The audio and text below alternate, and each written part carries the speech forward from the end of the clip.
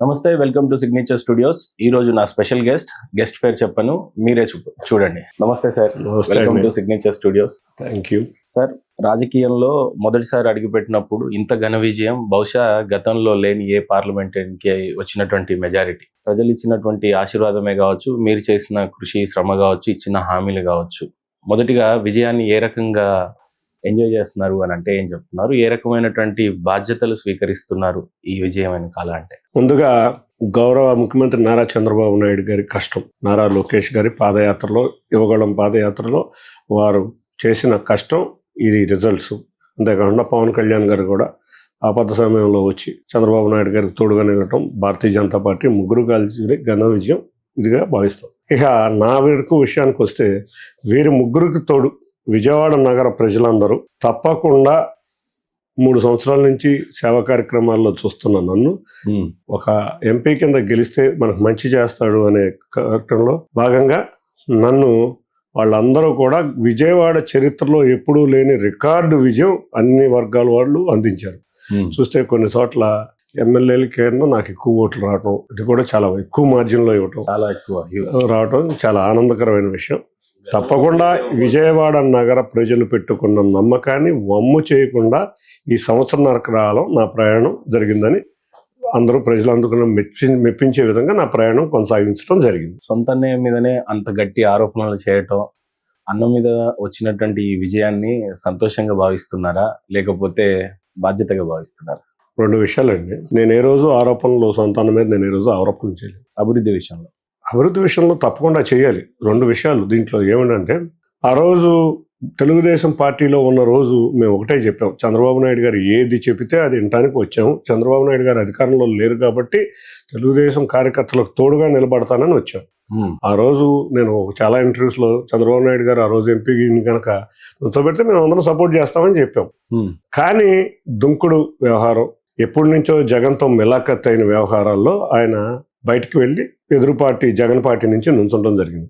అప్పుడు కూడా నేను విమర్శించింది ఎప్పుడంటే, గౌరవ ముఖ్యమంత్రి నారా చంద్రబాబు నాయుడు గారి ద్వారా, నారా లోకేష్ గారి ద్వారా ఈ పదవి పొంది 10 సంవత్సరాలు పదవి అనుభవించి అమరావతిని మీద విషం కక్కుతుంటేనే నేను అభివృద్ధి మీద నేను మాట్లాడటం జరిగింది. అంతవరకు నేను విమర్శలు, అంత ముందు ఆయన రోజు 3 సంవత్సరాలు నన్ను విమర్శిస్తున్నా కూడా నేను అతన్ని పట్టించుకోకుండా పార్టీ స్ట్రెంగ్తన్ కోసమే కృషి చేశాం. ఏ రోజైతే మా గౌరవ ముఖ్యమంత్రి నారా చంద్రబాబు నాయుడు గారిని, ఏ రోజైతే మా నారా లోకేష్ గారిని, లేకపోతే ఏ రోజైతే పార్టీని, లేకపోతే అమరావతి మీద కూడా విషయం కక్కారు. మీరు చూశారో లేదు, అమరావతి వస్తుందా లేదని ఆ రోజు చెప్పానని విషం కక్కిన రోజు నుంచి అసలు నువ్వేం అభివృద్ధి చేశావు అని అంటున్నావు అని చెప్పి ఆ రోజు ఆయన నన్ను రకరకాలుగా విమర్శించడం, నేను అభివృద్ధి మీద విమర్శించడం జరిగింది. తప్పేమో దాంట్లో విమర్శించాలి. చిన్ని గారు, సూటిగా జరగాలంటే మీ మధ్యలో ఉన్నటువంటి నాన్నగారికి మీకు ఉన్నటువంటి గొడవ కేవలం రాజకీయపరమైనవా, లేదా పర్సనల్ వ్యవహారాలు, ఆస్తి తగాదాలు ఏమన్నా ఉండిందా? మీకు ఒక విషయం గుర్తుంచుకుంటే, 10 సంవత్సరాల నుంచి ఎంపీ, 10 సంవత్సరాలు ఎంపీ అవటంలో మొట్టమొదటి కృషి నాది. నేను రాజకీయాల్లోకి రావాలంటే 10 సంవత్సరాలు అతన్ని వెంటనే ఉన్నాను. రెండోది, మా వ్యాపారాలు వేరు, మేము విడిపోయి దాదాపు 25 సంవత్సరాలు. కానీ సహించలేని తత్వం ఎప్పుడు కూడా ఎదుటివాడి మీద విడిపోయి ఉన్నారా, కలిసే ఉన్నారా? అప్పుడు గతంలో 25 ఏళ్ళుగా విడిపోయే ఉన్నాం. కేసినేని నుంచి మేమిద్దరం విడిపోయి 20 సంవత్సరాలు అయింది. రెండోది, రాజకీయంగా కూడా నేను విడిపోయినా కూడా రాజకీయంగా తన వెంట ఉండి తన అభివృద్ధిలో చేశాం. రెండోసారి ఎప్పుడైతే ఎలక్షన్లోకి వచ్చి, ఒక మాట మీకు గుర్తుందో లేదు, మున్సిపల్ కార్పొరేషన్ ఎలక్షన్స్లో చంద్రబాబు నాయుడు గారు మీరు కుప్పం చూసుకోండి, నేను విజయవాడ చూసుకుంటాను, చంద్రబాబు నాయుడు గారు మీ పెడ్ డాగ్స్ని అదుపులోకి తీసుకోండి అంటే, ఒక నాయకుడు, దేశం గర్వించదగ్గ నాయకుల్లో ఒకడైన చంద్రబాబు నాయుడు గారిని ఏ రోజైతే అగౌరవంగా మాట్లాడటం మొదలుపెట్టాడో ఆ రోజు నుంచే నా రాజకీయ ప్రయాణం స్టార్ట్ అయింది. మీరు చూసుకోండి, అబ్జర్వ్ చేస్తే మున్సిపల్ కార్పొరేషన్ ఎలక్షన్లో అప్పుడు ఆయన మా నాయకుడిని ఏ రోజైతే అగౌరవంగా మాట్లాడటం మొదలుపెట్టాడో, బహిరంగంగా ట్వీట్ల ద్వారా మొదలుపెట్టారు, ఏ రోజైతే ఇక్కడ ఉన్న తెలుగుదేశం ప్రస్తుతం ఎమ్మెల్యేలుగా ఉన్న వ్యక్తుల్ని వ్యక్తిగతంగా విమర్శిస్తున్నాడో, నాయకుల్ని, ఏ రోజు వైసీపీని విమర్శించలా, ఏ రోజు జగన్ని విమర్శించలా, కానీ చంద్రబాబు నాయుడు గారిని, లేకపోతే ఇక్కడ ఉన్న బోండవమ్మ గారిని, లేకపోతే ఇక్కడ ఉన్న బుద్ధాయంకర్ని, ఇక్కడ ఉన్న మేరాని, ఇక్కడ ఉన్న గద్దె రామ్మోహన్ రావుని, అంటే తెలుగుదేశం సొంత నాయకులను విమర్శిస్తామంటే తెలుగుదేశాన్ని జగన్ మాఫియాలో ఒక భాగం. రకరకాల పన్నాగాలు పన్నుతూ ఉంటారు. ఆ పన్నాగంలో ఒక భాగంగా తను ఎప్పుడయ్యాడు ఆ రోజు నుంచి లేదు తెలుగుదేశం కార్యకర్తలు తోడుగా నేను ఉండాలి అని చెప్పి నా ప్రయాణం సాగించాను. మీరు కనిపిస్తే ఫార్మల్గా చాలా సౌమ్యంగా కనబడతా ఉంటారు సార్, కానీ రాజకీయంలోకి వచ్చిన తర్వాత కూడా ఏ రోజు ఘాటుగా విమర్శించినట్టుగా అయితే కనపడలేదు. కానీ సొంత అన్నయ్యని కాదని చెప్పేసి పార్టీ గురించి కానీ పార్టీ నాయకుడైన చంద్రబాబు నాయుడు కోసం సొంత అన్నని విభేదించటం, ఆయన మీద ప్రత్యర్థిగా నిలబడటం ఏ రకంగా తీసుకున్నారు దాన్ని సవాల్? ఇవాళ రాష్ట్రం చాలా ఇబ్బందుల పరిస్థితిలో ఉంది. గౌరవ ముఖ్యమంత్రి చంద్రబాబు నాయుడు గారు చేసిన 2014-19 విడిపోయిన రాష్ట్రంలో ఆయన చేసిన అభివృద్ధి ఎవ్వరూ కాదనలేని విషయం. కానీ మాయమాటలు చెప్పి బూటకు కబుర్లు చెప్పి జగన్ రెడ్డి అధికారంలో తీసుకుని వచ్చిన మొదటి రోజు నుంచి కూడా అసాంఘిక కార్యక్రమాలు అరాచక శక్తులతో రాష్ట్రాన్ని అలకల్లోలం చేశారు.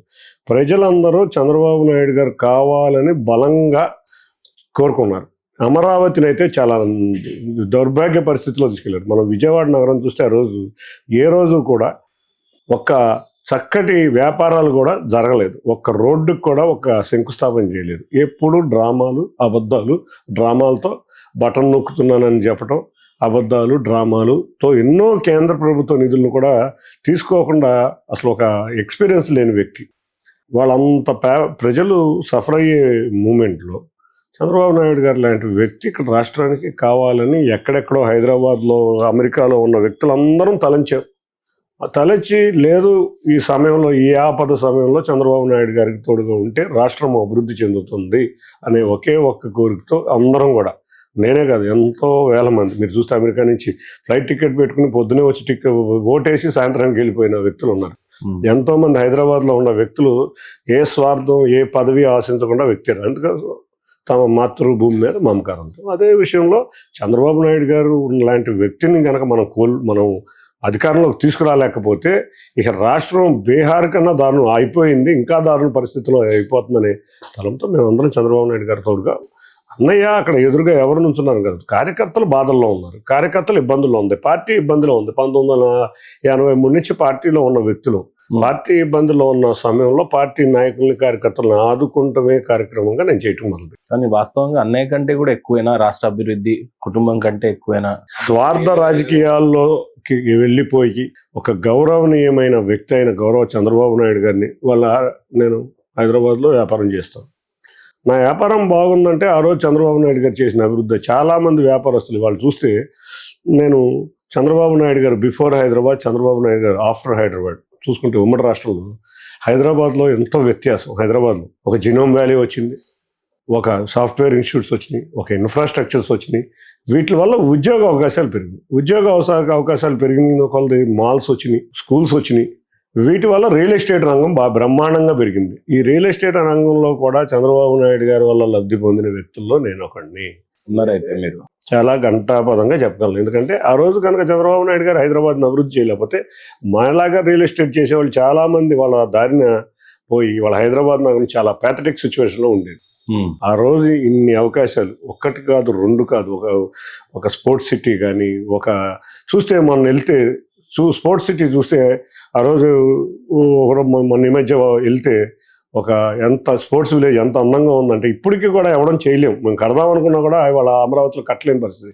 ఒక న్యాక్ చూస్తే ఇవాళ ఎంత బ్రహ్మాండంగా ఉంటుందంటే, న్యాక్ అంత బ్రహ్మాండంగా ఉంటుందంటే అందరూ ఆయన సాఫ్ట్వేర్ డెవలప్ చేశారు, ఇంకోటి డెవలప్ చేశారు. అసలు ఓవరాల్ డెవలప్మెంట్, సాఫ్ట్వేర్ అవ్వచ్చు, ఫార్మా అవ్వచ్చు, ఇన్ఫ్రా అవ్వచ్చు, భవన నిర్మాణం అవ్వచ్చు, న్యాక్లో స్పోర్ట్స్ అవ్వచ్చు, ఎన్ని ఏషియన్ గేమ్స్, నేషనల్ గేమ్స్, ఆయన చెయ్యని ఇది లేకపోవడం వల్ల ఇవాళ వైబ్రెంట్ హైదరాబాద్ మనం చూస్తున్నాం. ఆ వైబ్రెంట్ హైదరాబాద్లో మేమందరం, చాలామంది హైదరాబాద్లో ఉన్న వ్యక్తులు దానివల్ల లబ్ధి పొంది, చాలామంది కాదు, ఆల్మోస్ట్ మీరు సైబరాబాద్ నగరం పుట్టింది అంటే ఆయన వల్ల.